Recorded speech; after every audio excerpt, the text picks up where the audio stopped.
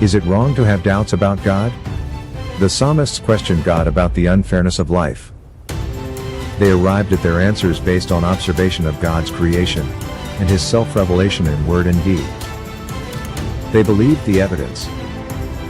Is there anything wrong with questioning what we have been taught to believe about God and Christianity? If it is true, will it stand up to scrutiny? Should we look to the evidence? Or should we let our feelings and cultural pressures apart from the Bible be the gauge for determining what is Christian and what is not? Thank you for joining our discussion about the deconstruction of Christianity. And welcome to the Deconstruction of Christianity discussion. I want to make sure we're saying it's a discussion about it. It's not that we're trying to destroy it ourselves. So for those who might be concerned, that's where we're going. And we thought we would start off tonight with about a 5-minute clip from Mike Winger, which I think is going to be helpful on a particular issue, and that is the issue of how do you talk to someone who is, quote, deconstructing and listen to what they're saying so that you know how to respond. And so with that, we're going to kick this off. It's just about 5 minutes and 6 seconds or so. Going to think biblically about whether the Bible exists or not. This is Abraham Piper. He is the son of John Piper. A lot of people have been talking about that, which is, to me, I'd rather treat him as just a different person. I think it's just a good policy that you don't treat pastors' kids as their pastors' kids. You treat them as they're just their own individual human beings. And I'm not interested in getting involved in their family dynamics at all. But Abraham Piper has grown like millions of followers online as he criticizes Christianity, criticizes the stuff that he was raised with, of course, but he criticizes the stuff that we see in Scripture, the stuff that I believe. And it's good to sometimes tackle the low-hanging fruit of some of those criticisms so people will realize, and this is kind of the main takeaway from question number 1 today, which is, does the Bible exist? The main takeaway is, notice how strong the posturing can be when at the base, the logic of the argument against God or against Christianity, or in this case, against the Bible, the logic of the argument is entirely circular and completely without force. There's no force or reason to trust it or think that it's accurate or real, none whatsoever. But the posturing is strong. And that's the nature of low-hanging fruit. Strong posturing, bad reasoning. So we're going to listen to it and think about it. This is the 1-minute video about the Bible does not exist. See if you can actually identify the argument he presents, because he'll make it sound like there's a really good argument. But is there really one? Notice the posturing versus the logic. Here we go. The Bible doesn't exist, and I can prove it. People are always so curious about whether others believe in God, but no one ever asks, do you think the Bible is real? It's not. It doesn't exist. 2 things to start with, okay? I can't control myself. I got to pause it and tell you. 1, straight statement, the Bible doesn't exist. Claim after that, I can prove it. So we expect proof here that the Bible does not exist, whatever he means by that. He'll explain what he means in a second. And he also seems to indicate through what he just said, the last sentence, that this is separate from the question of God's existence, right? People usually ask, does God exist? But I'm asking, does the Bible even exist? Oh, okay, so they're 2 different questions, right? Right? Let's get into it. All the parts that make it up? Sure. The unified whole? No. I've got 5 books here. Stack them up, and now I've got one big book, right? No, that's not how it works. Okay, so he doesn't disagree that you have like a group of books and texts that are written down that you call the Bible. He disagrees that it is, quote, a unified whole. All right, so we understand what he's saying doesn't exist. The Bible, the texts exist. They were written, all Exodus and Genesis and First Chronicles and all this. They were all written, but compiled as a whole, that's by his analogy, he describes 5 random books. It's an arbitrary compiling. They don't have a unified message. They don't actually belong together.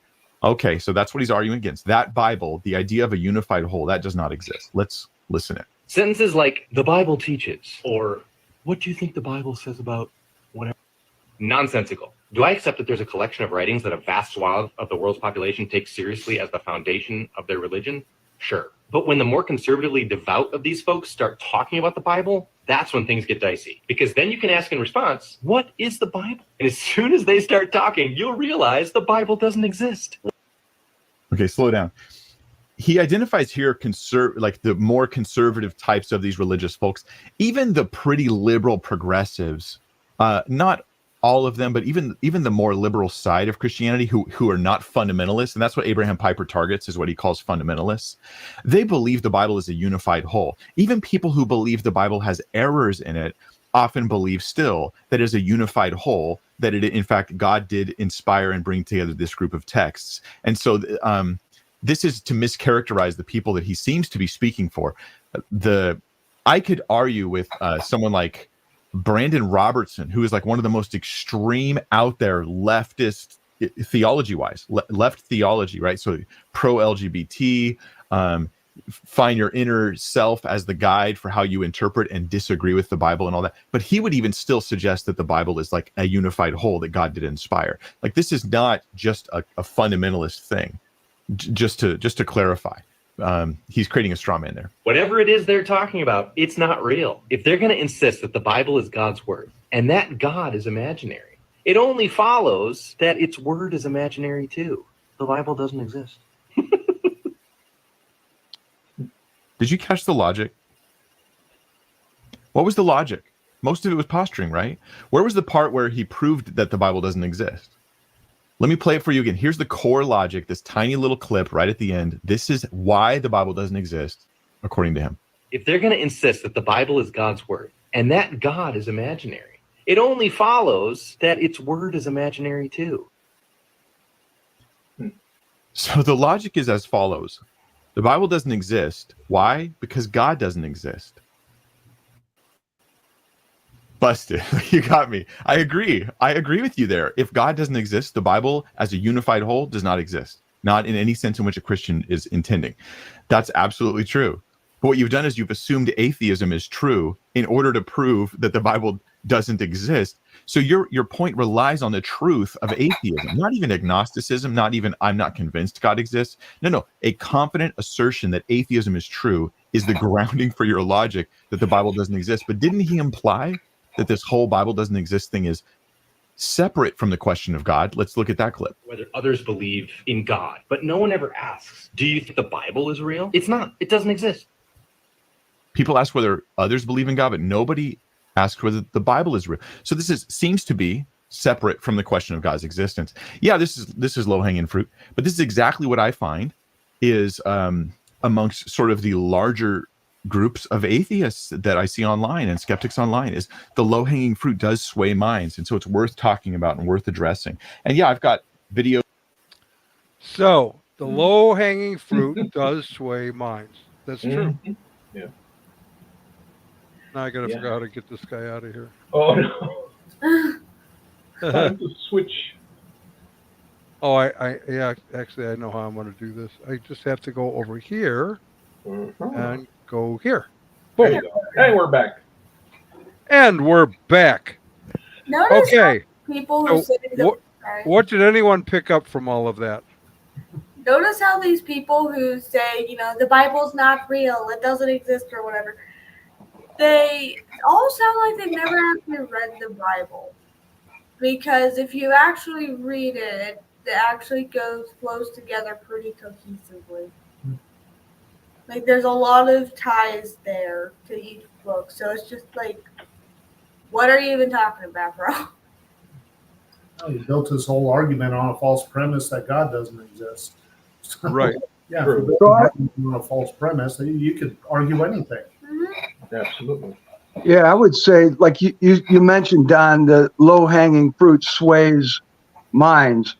I would say people that fall for this are just looking for confirmation that they don't want anything to do with God. People that are interested in at least looking in to some of this alleged truth, then that's different. But something like this that sways minds, I'm not so sure they're not already in that direction, Well, maybe. Okay, there are some that are in that direction for sure, and they're looking for confirmation. So they have like a confirmation bias going on. Mm-hmm. But there are others who are questioning, and it sounds like a legitimate argument, a legitimate, credible refutation of why should I believe in God? But you notice he starts with saying, "Is the Bible? Does the Bible exist? And does God exist?" They're two different questions. Right. And then he never really actually deals with either one of them, Right. right? So Yeah. just because, and you stack a bunch of books together to say, okay, here's these different books, and then we put them together. Now we have one book.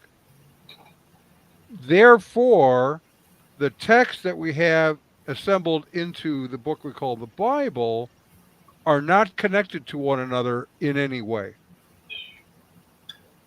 How do we respond to that? I mean, it could be a legitimate argument, but how do we respond to that?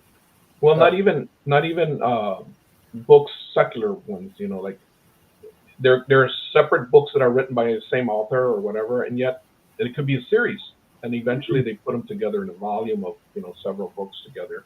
And so there's never really going to be any books that are totally of different topics and all scattered about everywhere, and somebody says, "Oh, we got to put these together as a volume of a set of books." No, that doesn't. There's no question the 66 books exist. They were written. They exist. Right. He doesn't question that. There's no question that over time they were collected into a single volume because it was thought that they were unified. Mm-hmm. His claim is this collection was done for arbitrary reasons. Right. That's his core. Okay. Mm-hmm. But he gives no argument for the arbitrariness of the collection whatsoever. That's the question that has to be dealt with is, did the people who saw in these books a unity, it was a historical unity in terms of the way the Old Testament grew, and then the New Testament got added to that. Did the people who saw that these books belonged together, were they just making this up, doing it arbitrarily, or did they have reasons for it? And there's been, as the host pointed out, there's simply no argument there. Right. There is no there. He doesn't use the word arbitrary. He just kind of skates over. Yeah, he does. The actual issue is nobody denies the books exist. Nobody denies they got collected. Was it done arbitrarily or was it done for good reason? Now we finally got the actual question that needs to be addressed. And that's the thing that's important to do if you're talking to somebody who's like this, who is influenced by this kind of thing, is there is a real question that actually does need an answer, but it's not being really asked in a clear way where anybody can identify it. So that's our job, is to discern what is the question that really does need an answer, and then can we answer it? Right. So I've got a question, because I'm trying to figure this out. Would the first question be, before you spend all the effort going through how the Bible was put together and makes sense, and it makes sense how they did it, before you try to teach that, should you first find out if the person is even open to the possibility that God actually exists? If they say no to that. Well, it depends what the question is. Right. If the question is, are we talking about whether God exists, then that's is. If the question is does the Bible exist, then we want to talk about that. But you really cannot legitimately assert one thing, jump to something else, and then use that as the reason why the whole thing falls apart. And they tried to put it all together as if they were all one. Right. And you haven't really defended either one. You just made a series of assertions. Right. And it seems like he's just trying to make an excuse as to why God doesn't exist because the Bible doesn't exist. Or which vice makes versa. or vice versa. Yeah. That's his argument. But yeah. Interestingly enough, being the son of a pastor, or a pretty well-known pastor, John Piper. So exactly. How much of that is actually, here, like I said, this has to do with our kind of deconstruction topic, because he's a former Christian, I suppose. I don't know. We don't even know what his what is, where he stood before. Well, Jesus. he was raised in John Piper's house. Right. He's So John we don't Piper's know. son. Yeah. So he should have some understanding of the faith. Exactly. Exactly. But Oh, we also Mhm. don't know all of the interactions and all of that, or what he's Sure. going through now that brought him to this place. We don't know that. right. Mhm. Exactly. So And- those are and the things that we need And to kind so of we do. can't speak to that. What we can speak to is, Right. did he give a legitimate, reasoned and sound argument, or was it just an emotional diatribe that is persuasive to those who don't really know much about the history of the Bible? For example, the Old Testament, which Don W. alluded to, how did it come together? Well, oddly enough, it came together by the nation of Israel over time. Right. Right. And so you have the first 5 books of Moses, which they believed was handed down from Moses to his offspring and so forth. Then you have, the prophets, for example, and some of the prophets knew each other. Some of the prophets quote each other. So it isn't as though they're just disconnected from each other. Exactly.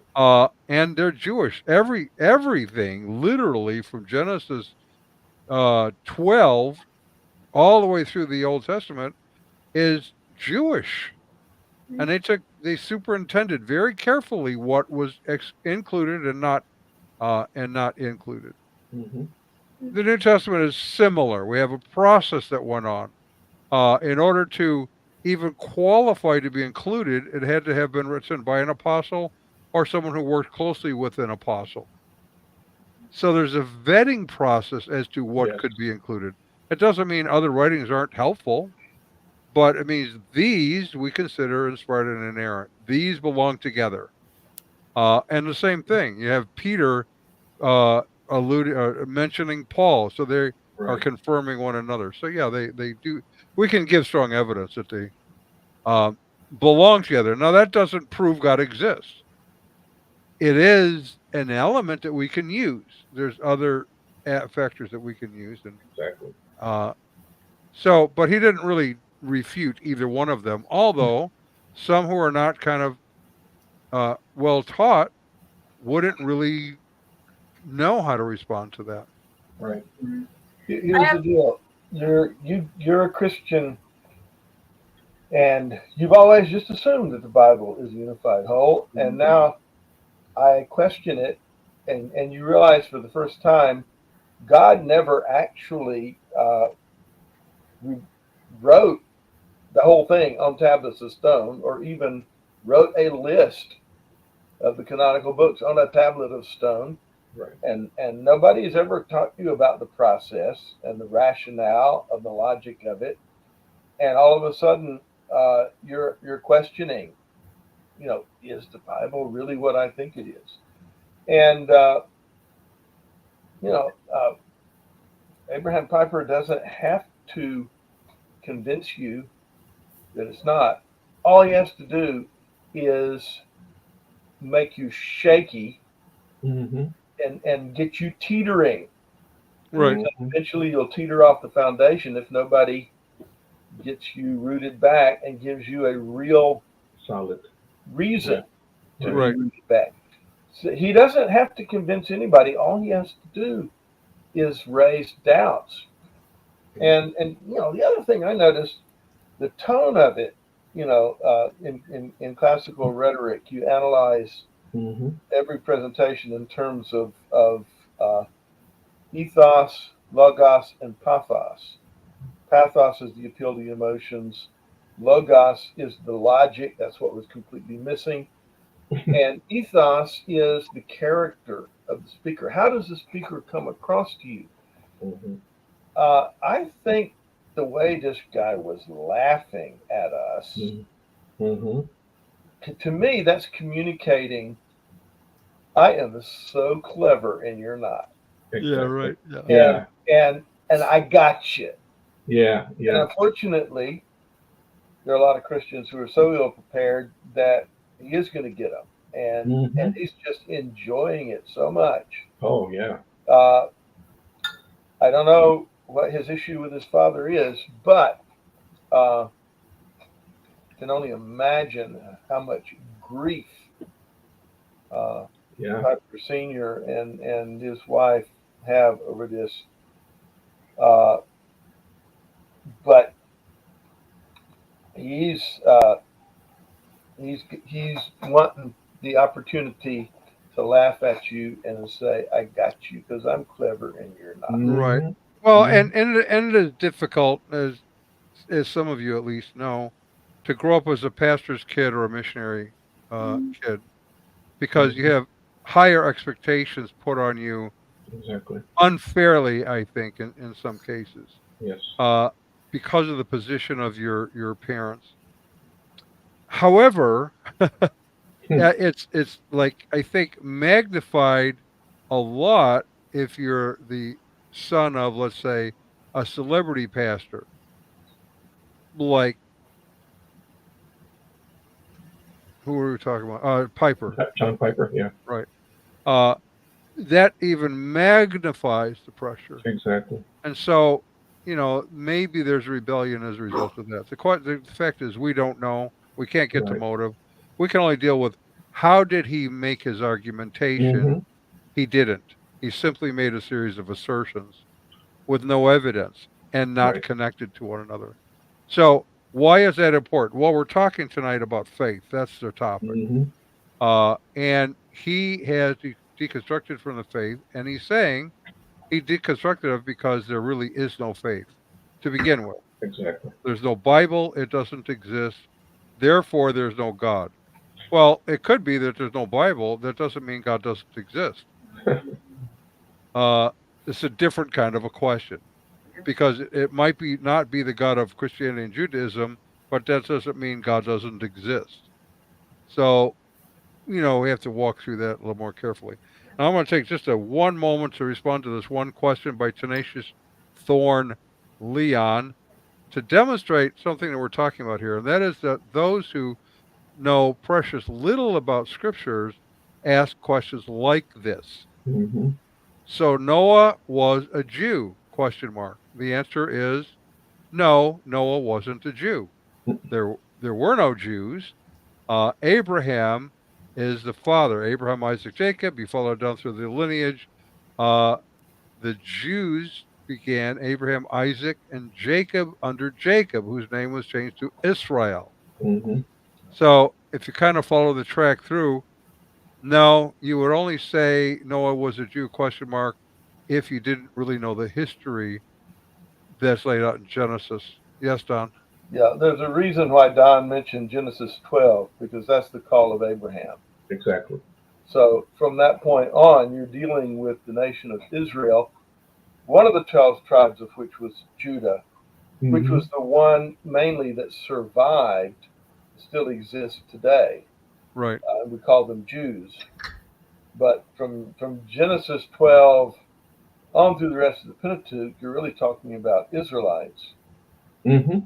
And then after the fall of the northern kingdom, which is 722 BC, then it becomes Jews as the main focus. Before that, they are part of Israel. Yep. Abraham's about 2000 BC ish. Hmm. Moses about 1500 BC. David about 1000 BC. And the fall of the northern kingdom 722. Hmm. Right. South kingdom lasted to what, 587, I think, something like Find that. something. Yeah. All right. So Childers and Barnett start off with this. Oh, here we go. Nobody should be able to tell you what your faith needs to look like, because that's dependent on you and the work you do, said Caleb Luhman, the husband of popular deconstructionist Joe Luhman, in a video describing faith deconstruction. In other words, if our beliefs are mere social constructs, why should we hold on to them if they don't work for us? So that's basically the argument that they're making is, since faith is a social construct, why does it have to follow any particular form, belief system? We just can make it up for ourselves. Right. Because I think if it was just like, oh, I'm just gonna put my faith in this willy nilly, then like, it's kind of stupid and arbitrary, right? If you don't have rules, then what are you even putting your faith in? Why is it true? If I Well- I can have faith that gravity's not real and I'm actually a bird and I can fly. That's only gonna last as long as I believe in it until I jump off the roof and realize, oh, I can't in fact fly and turn into a blood splatter on the ground. Right, but I can't really act on my beliefs because you evil gravitarians keep forcing it on me. Yeah, exactly. And because of that, I'm not going to jump off. This has really become quite a weighty argument at this point. Yeah, right. So, Exactly. Unintended. The moment you start to believe when somebody tells you, quote, this is what Christianity looks like, this is how you have to walk it out, you are then stepping into someone else's identity and somebody else's shoes. And you are not being who you are.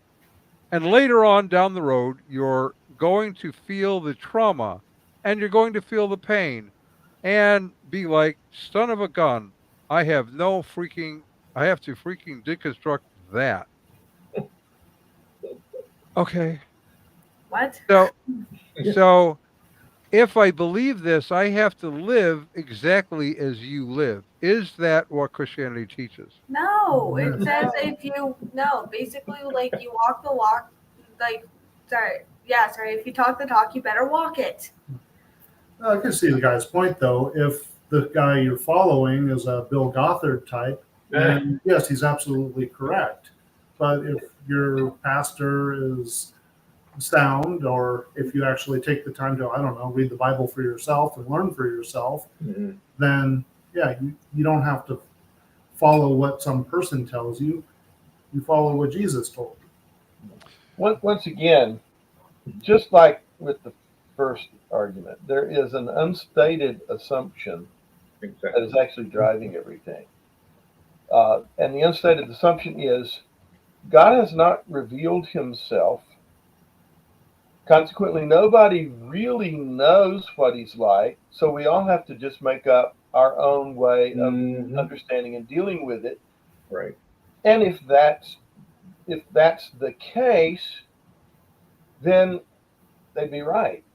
On the other hand, if God has revealed himself so that there are certain things about him that are true and other things about him that are not, then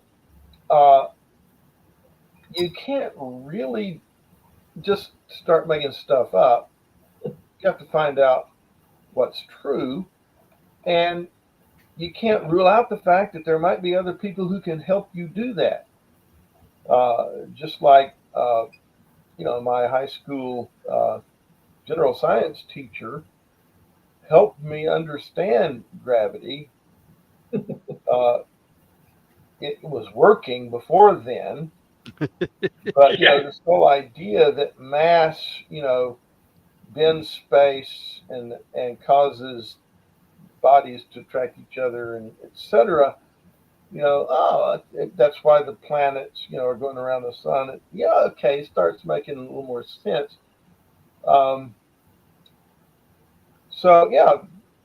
There might be people who could help you sort out truth from error, and then you could have a meaningful faith because you've come to trust the truth based on trustworthiness of individuals, based on reason, based on evidence that eventually gets you to a place where you got some confidence. And but if is this working for me is your only criterion of truth, then nobody else can have any input into that at all. Right. But if that were true, why should this guy have any input into telling me whether or not I should trust other people Right. who are trying So to how do help me you understand what to Right. believe? how do you define this meaningful faith? I think that's key, right? Like they have a meaningful faith in their object of faith. What do you consider a meaningful Okay. faith for a Christian? Okay, I want to back up a second. When you say they have a meaningful faith in their object of faith, what is their object of faith? Themselves? Well, what is the Christianity faith offer, Don? Okay. Dr. Williams mentioned it. So I just wanted to see what you think is the meaningful faith. What does that provide to these people if they can come to a meaningful Christian faith? Well, for us, the object of our faith is clear. And we've talked about Yeah. this numerous times. Yep. God is the object of our faith. Yes. Yeah, I'm not talking. Okay. Yep. Got it. Okay? God is the object of our faith. Yep. And our understanding then of how we live is our relationship to God. Exactly. He created us in his image. So we have the image of God. That also then tells us how we ought to live, because we want to live like the one who gave us the image. We're image bearers. And what does that look like? Well, he actually tells us. The two greatest commandments are what? What are the two greatest commandments, folks? Love God. With, All your heart, mind, and soul, and love your neighbor okay, as yourself. and love your neighbor as yourself. Now, Mhm. here's the interesting thing, by the way, about the God and the Ten Commandments and this whole part of the discussion, because it does tell us certain things about how we ought to live, but it doesn't tell us that we all have to be the same thing. Here's what it tells us. Right. You have the two great commandments. I love this. The two great commandments. The first one encapsulates the first 4 Mhm. 10 commandments. Right. Love the Lord your God, and it gives you the 4 ways to do that. Love your neighbor as yourself. The next 6 are covered by that. And then everything that follows has to do with that. Mhm. So now you look like you're getting frustrated. What is it that you need to have, Is that Jeff? Jeff? Oh, me? No, I was trying to get from Dr. Williams, what is the benefit of this meaningful faith? Faith, Oh, in its simplest terms, is simply trust. Right. So the question is, what do you trust? Why do you trust it? So the bottom line question is, has God revealed himself, or are we on our own trying to figure it out from scratch? If God has revealed himself, then it only makes sense to find out where and how he's done that, and find out is that coming to me in a trustworthy form. Right. Okay, so if you don't, the Christian has decided, yes, God revealed himself in history, in nature, and in Christ, and he gave us a book, the Bible, which is the key to understanding that revelation, and we believe that it comes to us in a historically trustworthy form. So we trust that. If you don't trust that, you trust yourself, you trust human reason, you trust Carl Sagan or whoever the guru is that's helping you deconstruct. And the question we have to ask is, what do I trust, and does it deserve my trust? right. That's the bottom line question. I want to ask that before I get into, is it meaningful? Mm. Once I've decided that I can trust the Bible, I get all kinds of meaning out of it. Right. And the deconstructionist who's basically trusting his own reason, he feels like this gives him a meaningful life because it lets him show off online and and mess up other people's faith. Right. So meaningful is a kind of a personal thing, but the bottom line is, You have to be clear about what you trust and why you trust it. And everybody trusts something. Right. Mhm. Okay. Yeah, so I think maybe it's meaningful where it starts is because we're finding it to be true. We look around, we study it, and we find truth there. And trying to find truth outside of that for me in this world has been kind of challenging. So I don't know, maybe that's it, right? That we find it to be true, and that means something, and then we keep digging in. Anyway, it Right. just builds. Right. But here and here's kind of where things split between deconstructing and those, say, where we're at, is in deconstruction, faith is subjective. Right. It's strictly personal, how I feel about it. Your faith is your faith. My faith is my faith. Yours might be Wicca, mine might be, I don't know, Hindu. Rastafarian, Hindu, something like that. Right. And they're both equally true and valid because it's true for you and true for me. On our perspective, we're saying, no, there's an objective faith. It's testable. Right. We can look back, and that's what it tells us in, for example, Hebrews. It talks about the heroes of faith. It doesn't say you're going to have a rose garden, or you might have a rose garden, but it's going to be full of thorns, maybe. Mhm. It's more honest with what's going on. Exactly. In deconstructionism, it's self-oriented. It's Right. about me. Who's my most favorite person to think about and talk about and dream about and tell everyone else about? It's me. And someone had once said that we come out of the womb crying, me. And we live the rest of our lives kind of like that. Yeah. Yeah. Right? It's I, not I'm thinking about when I was a truth-oriented. teenager. And I had been taught a version of Christianity that was mostly true and sound, but I started asking questions like, I started asking the question, how do we know this is true? Mhm. And nobody was able to answer that question. And the response I got was, if you were really spiritual, you wouldn't ask that. If you just need to pray harder and read your Bible more. And I was like, yeah. you're not dealing with the issue. Right. Right. Right. And okay, so the process that today is called deconstruction starts when just accepting what you were told isn't good enough anymore. But there's two directions you can go from that. You can you can find out if it is true and find out that, oh, there is a basis for it. There is a foundation. I need to be building on that.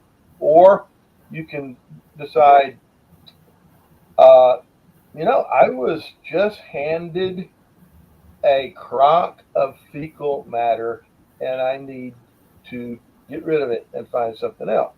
Right. So,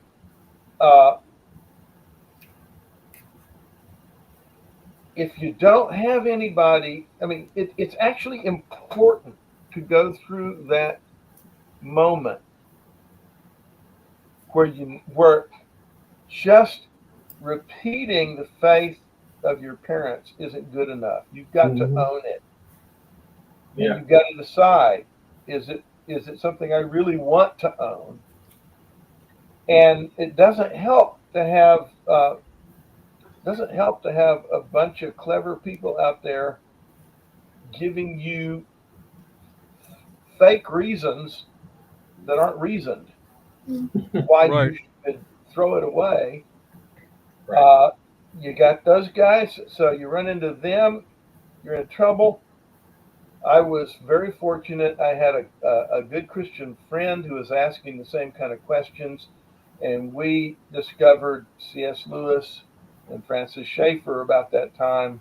Right. And it was in the long run, a positive experience. But you've got to move from an immature faith that you just believe all this says because this is what you were told. Right. You've got to move past that. Yeah.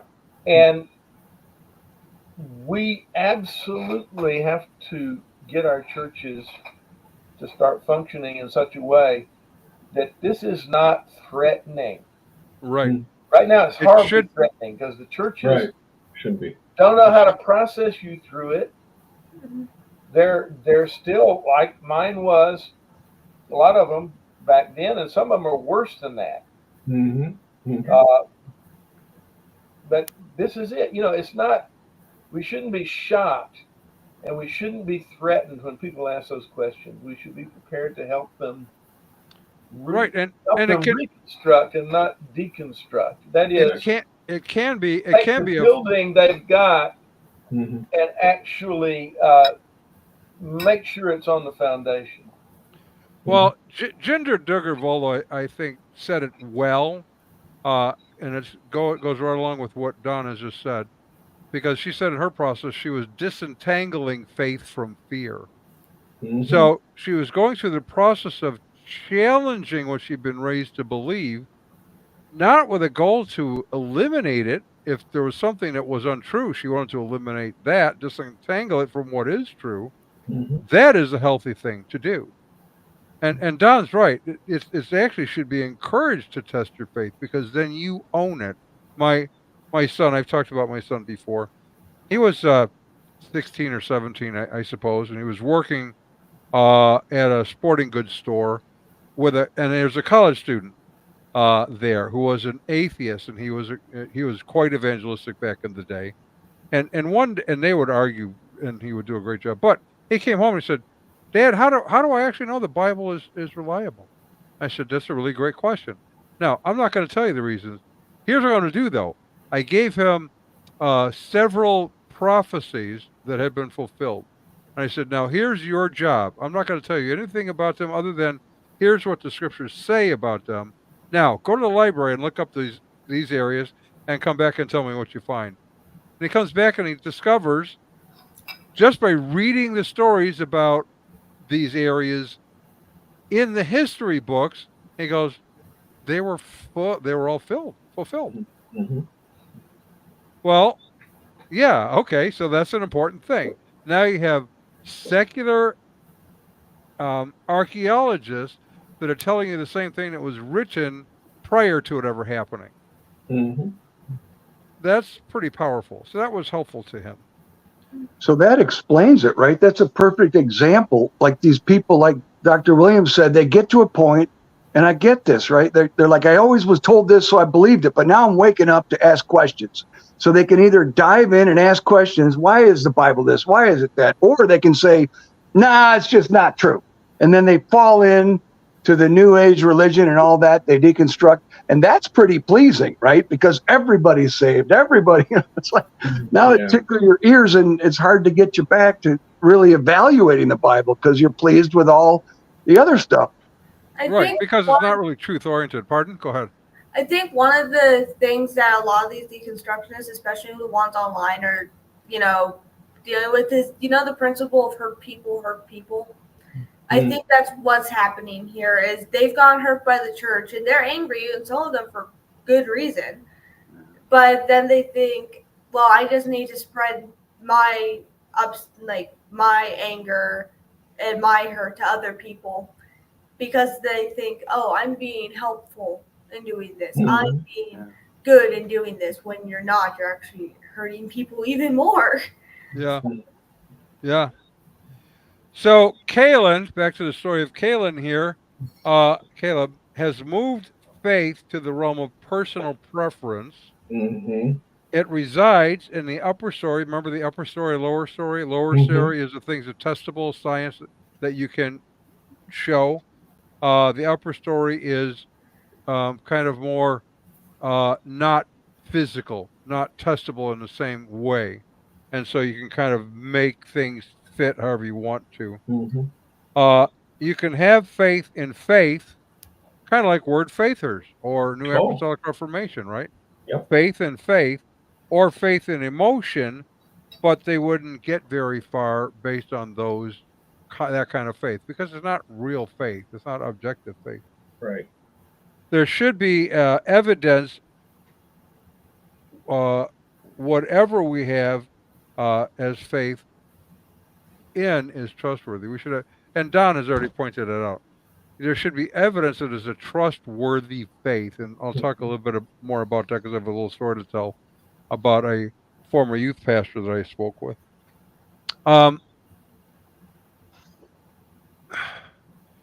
In the biblical context, the word faith refers not to believing that, but also believing in.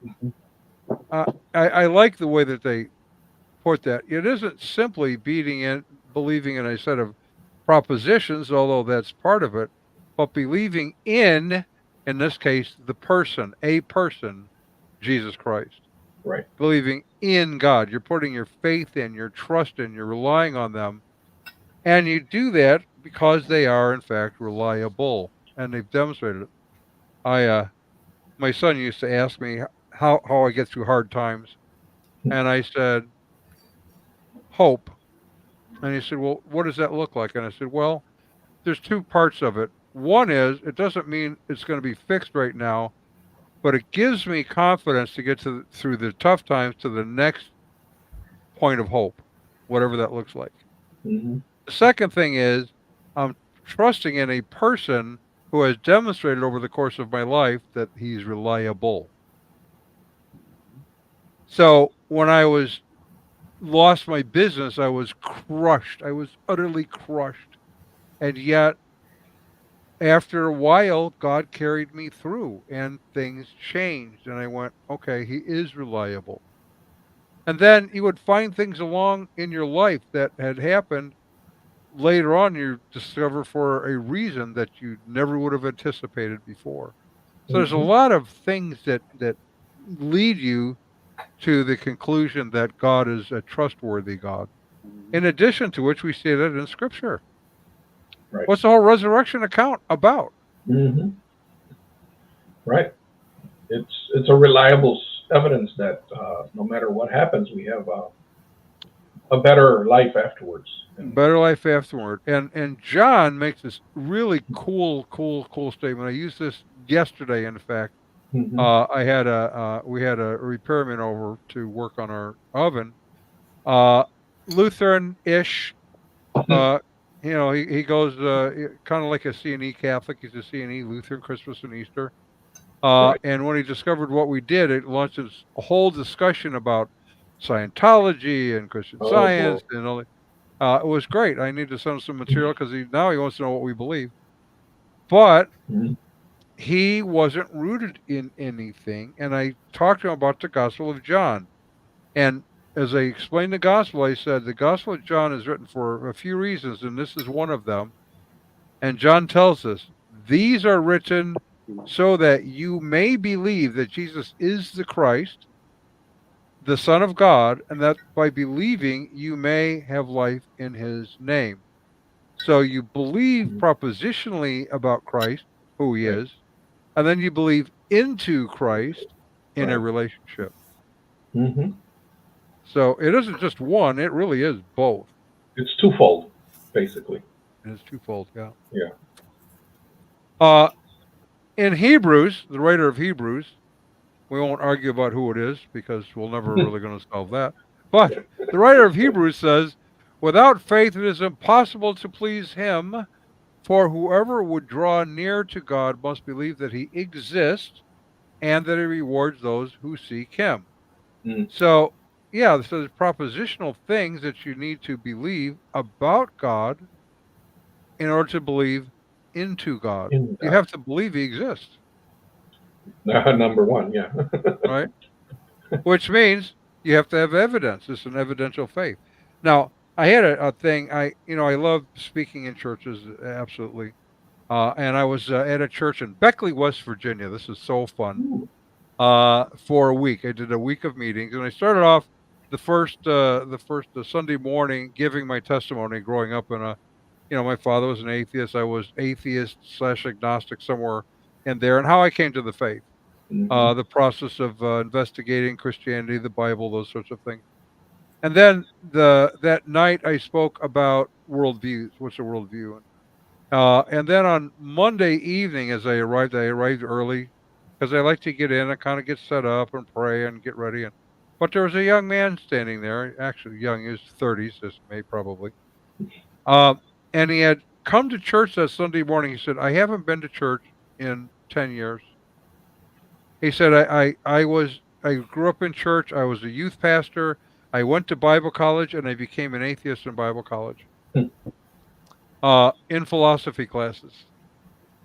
And he said, I've never heard what you're talking about in church, or even the limited time I was in Bible college. But what I want to know is, how can I have faith? What does that look like? And I said, that's a really, really good question. Describe to me what you think faith is. And basically, he said, well, what it came out is it's like a blind leap into the abyss of not knowingness. You just believe and you jump and you hope it's true. And I said, no, that's not really faith. It's just not bright. It's what it is. Yeah, because you could jump into anything unless you evaluate it and check it out. There should be evidence. Yeah. And I said, now follow me. I'll give you an example that might be helpful to you. As you and I have been talking, we've been walking through the building, and they have 3 additions to the building. We passed through one, we passed through the second. We're about to step into the third one. Now, as we do this, I have to ask you a question. Have you thought at all about stepping on the floor? And he said, well, no.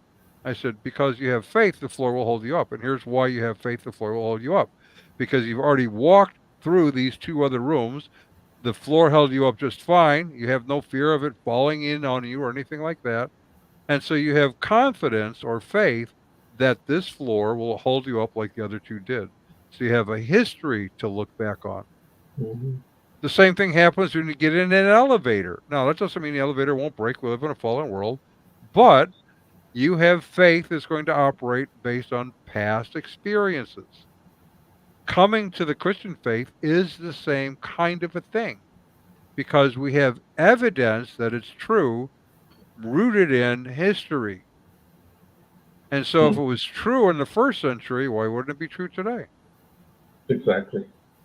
Yeah, so it's like the meaningful faith that Don brought up. It's kind of like what you said, Don Veinot, is we have objective faith based on really objective evidence. And then I like the fact we have a God that rewards those who seek him. That's pretty meaningful to me, and the more you get into it, the more you start seeing and the more evidence comes, right? But if you never step into it, that's not what's going to happen, right? Right. Joy, for a long time, she had broken her arm. She was persuaded into playing flag football. She doesn't like football, but the church we went to was like this athletic kind of seeker-sensitive church, and Joy is athletic in a lot of ways. Bowling, soccer, softball, volleyball, all that kind of stuff. She never was into baseball, but they persuaded her to play flag football, women's flag football, because she could run fast. They said, you just have to run fast and get the flag. And so she thought, well, okay, I can run fast and I could get the flag. And so she chases down what turns out to be a road construction worker. So she's strong. And Joy reached out to grab the flag, and they did flag checking, which you're not supposed to do, and broke her wrist. Oh. It wouldn't heal. It would not heal. Wow. 8 months and it wasn't healing. They had to put a special bone healing machine on her hand for it to heal. So at that time, she was prayer journaling, and she'd write down her prayers left-handed, and she continued that for years. And then she did this kind of weird thing. She would go back and start rereading some of her prayers, and she would see 4 years later the prayers she had written and how they had been answered in various ways. So she had evidence in writing of what she prayed for and how God answered that. That's pretty powerful for her. Yeah. The starting point with those who are deconstructing, I would suggest, is this. Ask them to describe God and faith to you. If we don't know what they're rejecting, we are often talking different languages. We're missing each other, yeah. Right. I mean, y'all, most of you have heard me give this example before. When Joy and I were younger and we were dating, we weren't married yet, and she asked me if I would go shopping with her, and I thought, shopping, okay, we'll go to J.C. Penney, which is like 18 minutes away. We'll park in the third lot spot from the door. We'll walk into J.C. Penney. We'll buy a blouse. It'll be blue, whatever size she wears, and we'll be out of there. And then we'll head home. Whole thing should take like 40 minutes. Sure, I said. Sure. We got in the car and we drove to Yorktown Mall. Didn't park in front of a J.C. Penney. She wanted to park somewhere else. We didn't walk into J.C. Penney. We walked into the main doors of the mall. We didn't go to any stores, at least immediately. We walked from store to store and looked in the windows and held hands and looked in each other's eyes. And then she wanted to stop and have a Coke and tell stories and talk. And I was losing my mind because now we're more than an hour and she still ain't even thought about what she's going to buy. I discovered later in life that what she meant was not, do you want to go shopping, but was, do you want to go shopping? Yep. It's about a relationship. It's not about buying stuff. Right. We had decidedly different definitions for shopping. That's true here. When somebody is rejecting God, I almost always, and Joy does the same thing, ask them to describe for me, what does God look like to you? What God are you rejecting? Right. Right. If I don't know what God they're rejecting, we can't really interact with the issues that they might be having with God. If you grew up in Gothardism, for example, here's God. He's got a big thumb poised over you to step out of line so he can squish you like a bug. Now, I would reject that God too. Sure. Right? The same thing is true with faith. Define for me what faith is. If we don't know what you think it is, we can't really talk about whether it's your idea of it is even true or not. Maybe it's something I would reject as well, or Don Williams would reject, or we would talk about in a different way, because we want to disentangle the questions, get rid of the dross, the false stuff that you are believing, so you can cling to the true stuff. There's a difference. Yeah, go ahead. If your faith is like if you were going cliff diving but never checked the water to make sure it was deep enough to, jump into, or like didn't check to make sure there's no sharp rocks waiting to impale you at the bottom, I would reject that too. Yeah. Yeah. Well, right. So let's clear that up. Define our terms so we know what we're talking about. When Joy and I talk about many things these days, she'll come in the office, for example, and she'll say, "Now I'm not tell you this because you have to get up and do anything right now. I just want you to be aware the light in the bathroom downstairs is burned out."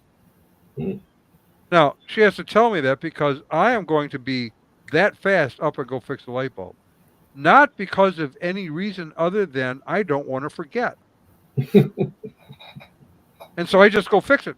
It's easier for me than to try to remember later and then wander around going, "Oh, what kind of bulb, whatever."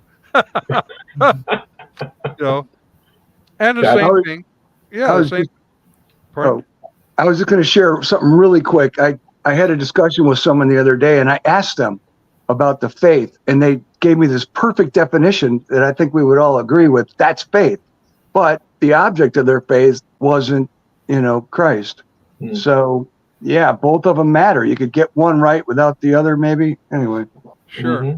It was very interesting to hear someone profess the perfect definition that I think is faith, but they don't have the Lord, they don't believe the Bible's true and all that. So, well, right. So they might have a faith that's solidly defined, but placed in a false object of faith. Right. Exactly. God. Yeah. Right. So faith can and should be tested. This is important, and they should be tested, as Don W said. It should be tested while they're growing up in church. It should be a place where you can ask good, hard questions and find answers, or find someone that will show you to the resources for those answers. Right. Teaching logic. We just had a discussion in our church the other day on actually we was talking about Don's book on education and the importance of the life of the mind, and how that we should test things with our minds to see if they're true or not. And one of the things I raised, because someone asked a question about homeschooling, what do we think of homeschooling? And we all weighed in, and I said, I was not necessarily pro homeschooling 30 years ago, not opposed to it necessarily, but uh, as time has gone on, I find homeschooling has become better forms of education because they tend to be more classic in orientation. And I've gone into homeschool groups where, as I walk in, they have all the tables set up ready for class with a logic book in the middle of the table because they're doing logic now Imagine. in 6th grade. And I Wow. went, okay, these pastors are going to be in trouble. Yeah. No. For sure. So I even have suggested to some homeschooling groups, for your foreign languages, you ought to have your students learn Hebrew and Greek. That way, when the pastor gets up and says, in the original Greek it says, they can go, no, that's not what it says. So, yeah. Any other comments? Yeah, faith should be testable. Right. When God says, come, let us reason together, he's not kidding. Right. Other comments, questions? I was just going to make something. I was up thinking about all this, especially with this particular chapter. I was wondering if this is an observation that I came up with. I don't know if you guys have seen this or agree with it or not. My assumptions or my gathering from all this information from these people that deconstruct seems to be that it happens to those that grew in the church when they were younger, and that eventually they come to a point where the rubber meets the road and their faith is tested, and perhaps they didn't have a genuine faith, and start to veer off. Like Don said, there's two ways to go. You're either going to get tested positively to get to a positive point and trust God more, which is what happened to me. I grew up in a church that didn't give you any reasons for believing or anything, but yet when I came to a point where God tested me through trials and what have you, there was enough foundation, even the simplest of those foundations that they taught, basic biblical things, you trust in God, and your faith, and, was enough to get me to a point, but God had to kind of shove me the rest of the way. But I had to make the choice. So I had to, talking about internalizing it. So I'm wondering if most of these people, or a good number of them are, I'm not sure what the percentage would be, are probably have those that have grown in the church. I mean, looking at Abraham Piper himself being the son of a pastor, that it's affecting them in such a way where they just start to question what they believed in the wrong way and get to the wrong conclusions. I don't know if that's true. I'm sure there's other people that have never been Christians and are going, I don't know, Well, I've known a number of PKs, preachers' kids. Some of them really struggle with the faith. Right. Not because of the faith per se, but because of the magnifying glass life that they had to live. That's a big issue, yes. And so they resent that and kind of label the faith with those feelings. Right. I don't really know a way to fix that, to address that. It's hard. It's very hard because it's per family, Yeah. No, it's true. I am also a PK. Yeah. My father was a pastor. He passed away in 2005. But yeah, it was hard. It's really hard, especially when you're a teenager and you're trying to juggle everything, It's very difficult. And like James said, God puts us in a situation where you have to, like that, like he said, like where the rubber meets the road, right? And you have to choose, like, what are you going to expect out of life? Are you going to go the right way or are you going to go the wrong way? And basically, yeah, that's what really happens. So it happened to me too, you know, and then I had to come to my my grips and say, you know, Lord, here I am, I surrender. And yeah, and that was it. And stop fighting it, you know, because it was just, you know, unreal.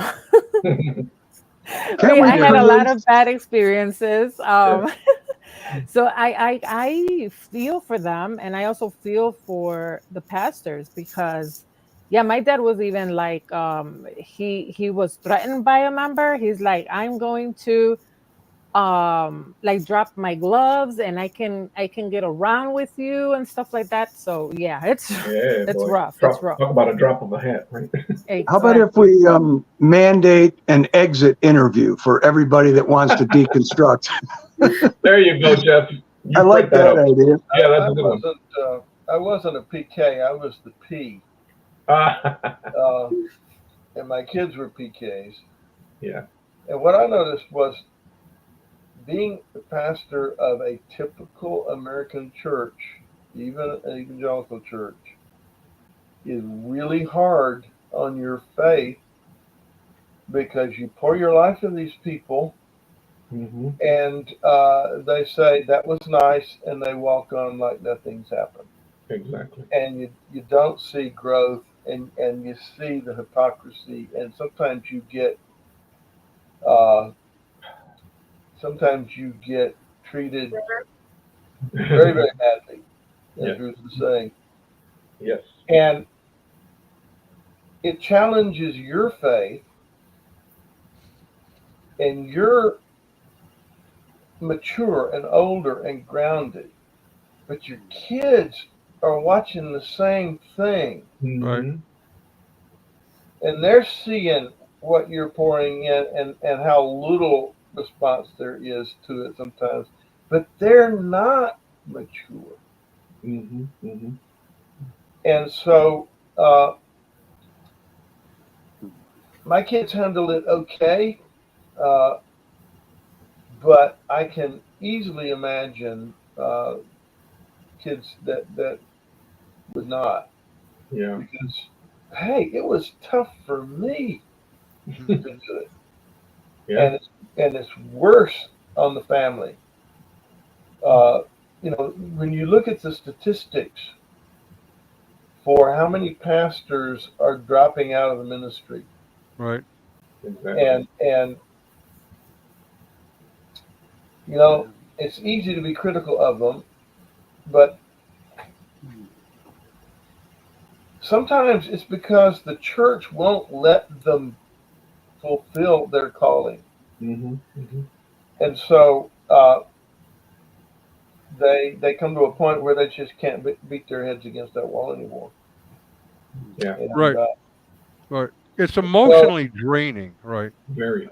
So we need some serious reformation and revival across the board in America. Oh yeah.